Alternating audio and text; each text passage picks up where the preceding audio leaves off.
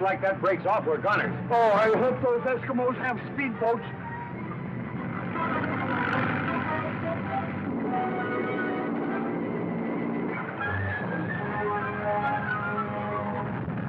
This is it. She's cracking up.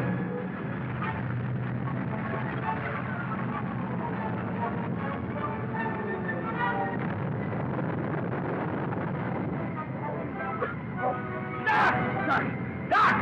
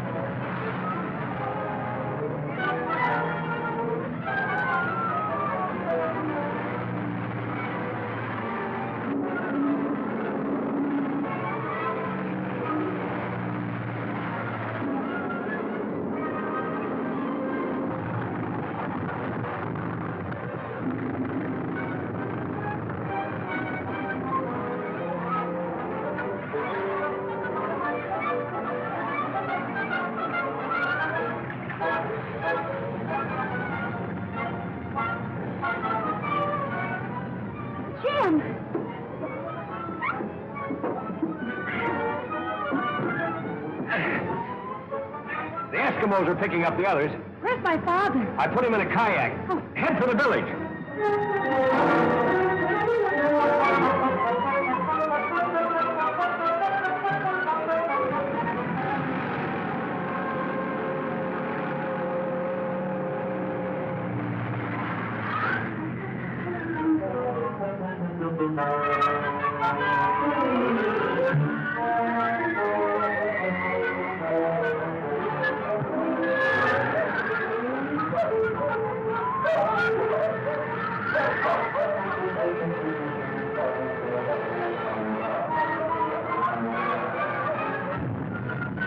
Grab the Paracron!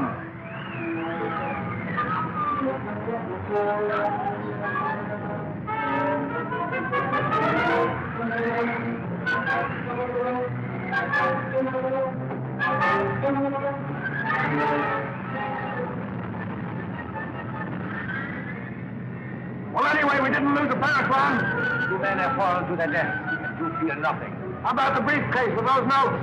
It's gone. You think you can figure out the Paracron without them? I don't know. Perhaps. Well, anyway, we can't cross the glacier without dog and sled. We'd better go back to the Eskimo village.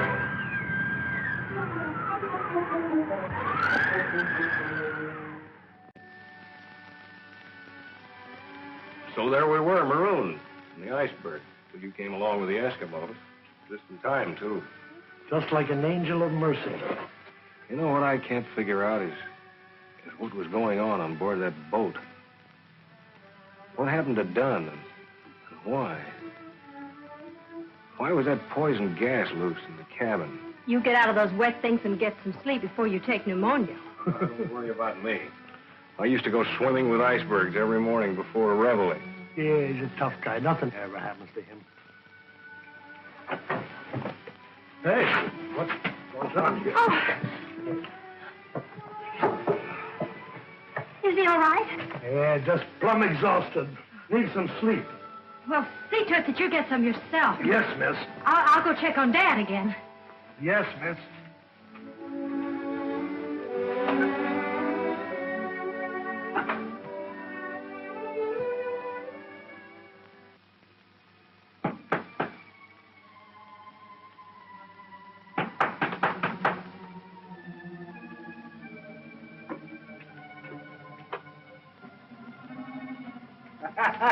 You walk long time, come back same place. That's gone again, Chief.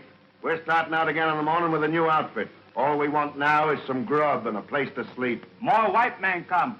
You go see. Look, all we want... What did you say? More white men come from iceberg. In house. There.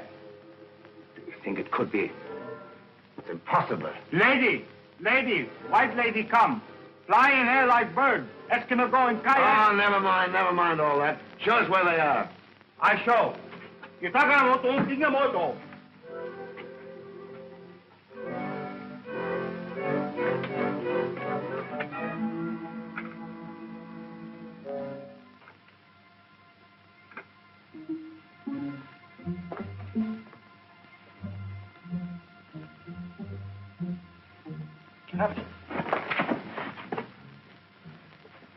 Glad to see you got off the wreck, Bosun. I thought I picked up everybody that was alive.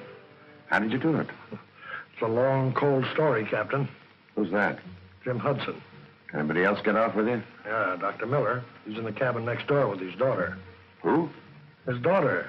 She came by on a plane and picked us up off the berg. Want to speak to him? No, let it go until morning. You'd better get some sleep. Aye, sir. Where do I sleep, Chief? I'd like to get some shut-eye.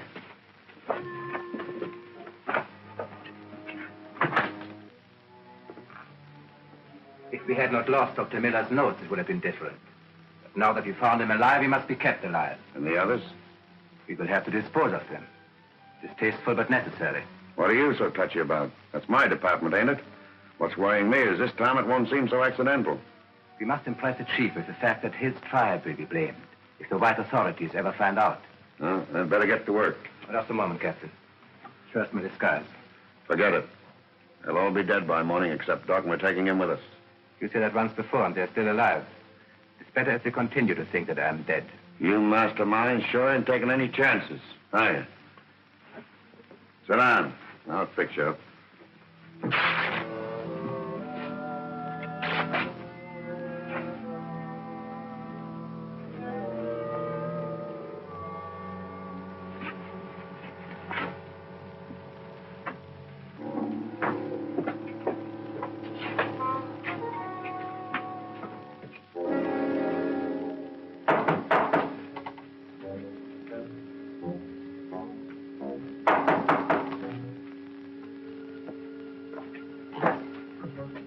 What do you want?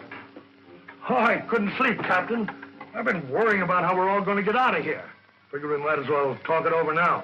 Sure. A couple of things bothering me about you. How do you mean that? Just how much do you know about Jim Hudson and Doc Miller? A couple of nice guys, as far as I know. What are you getting at, Captain? They're murderers. They killed Dan and tossed his body overboard. Are you sure? I'm telling you, ain't I? They're a bunch of criminals, and I'm seeing to it that they're brought to justice. What I want to know is, whose side are you on? I only have one choice. That's the side of law and order. Now you're talking, Bucko. What are your plans? Well, I'll handle the doctor. He'll take care of the girl. Who are you? Oh, he's just one of the boys. Got badly burned down in the engine room. Now, can you handle Jim Hudson yourself? Oh, sure.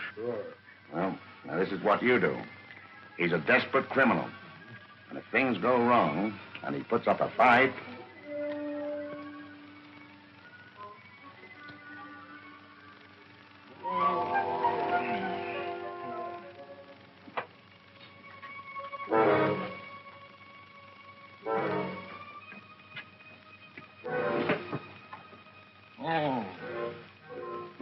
What's the idea? Tell me one thing and tell me the truth. What do you know about the Dunn murder? Murder? Done? Well, I don't know anything about it, and you know it. Captain Greeter arrived a little while ago with one of the crew. They say that you and the doc are criminals. We've been through a lot together, and I have my doubts. Why should Greeter want to accuse us? Does it have anything to do with a box about that high and that long with the doc's name on it? The Paratron. What? Never mind now. Where's Greeter? He's in his hut. He's going to grab the doc as soon as I tell him I put you away.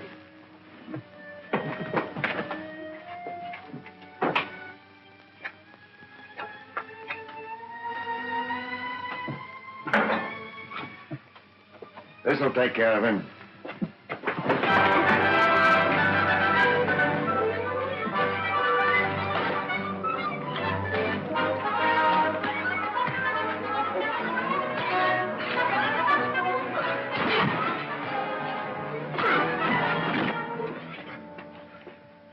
Better tie him up.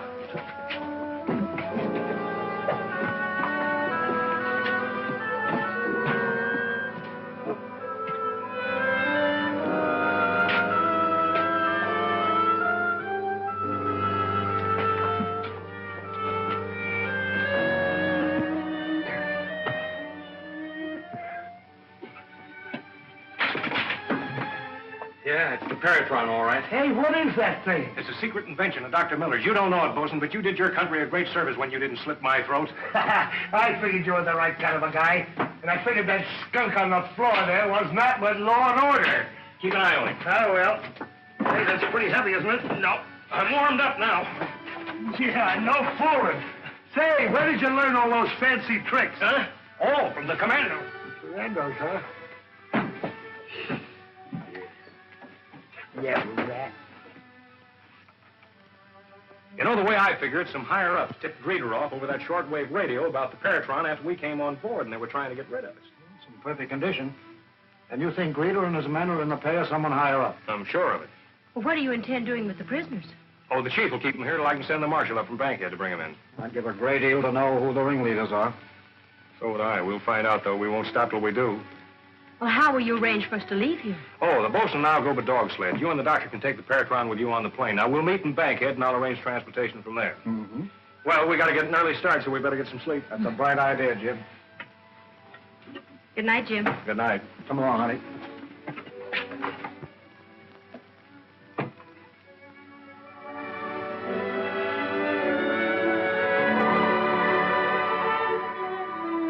That's right. Gun sight mine.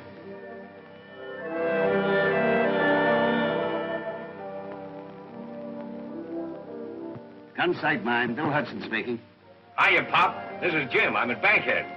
Oh, I might have known they couldn't drown you, Jim. Gee, it's good to hear you. Is Doc Miller all right? When you going to get up here? Doc Miller and Ruth are right here with me, and we're coming up as soon as we can get transportation. Well, why don't you call Brock? He can fix anything. I'll call Brock right away. Goodbye, Pop. Be seeing you.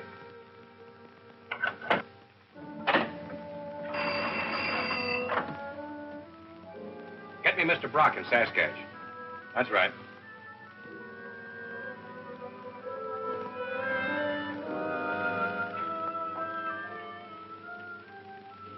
Mr. Jim Hudson is on long distance. Do you wish to speak to him, Mr. Brock? Jim Hudson, you bet I do. Hello? Jim, my boy, well, this is a surprise. It's great to know you're still alive after that tragic shipwreck. Was anyone else saved? Oh, yes. Dr. Miller, the ship's captain, 3 members of the crew. By the way, Captain Greeter and a pal of his turned out to be would-be murderers. Why, that's terrible. Certainly, I'll have the marshal go right out to that village and place him under arrest. Where are you now? Well, that's what I called you about. I'm in Bankhead trying to get home. I was wondering if you could arrange to put me and a party of 3 aboard that evening transport plane out of here. Why, I think so. Have you much baggage? I see. Just 2 large wooden cases, huh? Well, I'll arrange it. Not at all, my boy. So long.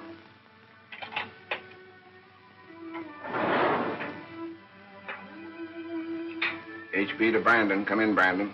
Brandon, go ahead, HB. One of my men will leave transport plane number 3 at point M54. Pick him up and take him to your headquarters. Got that? Check. Make it good.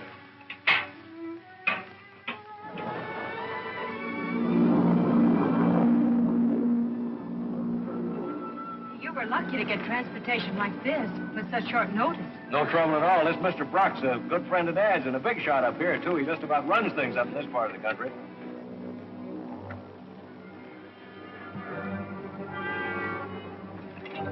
Hold it, everybody. Don't anyone turn around.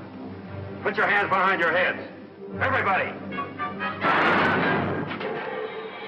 Hudson, bring me that case you're guarding so carefully.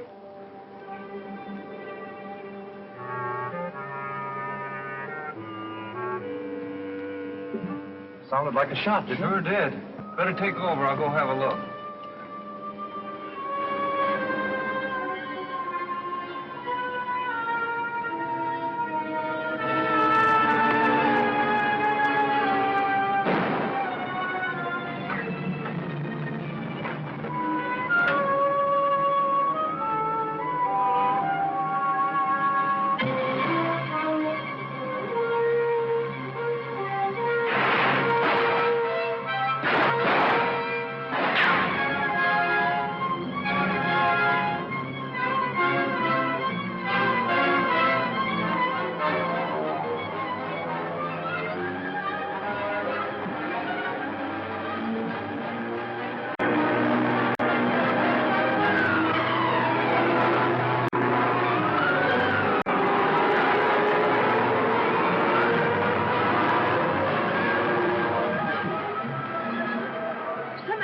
open his door. The flame's burning wild.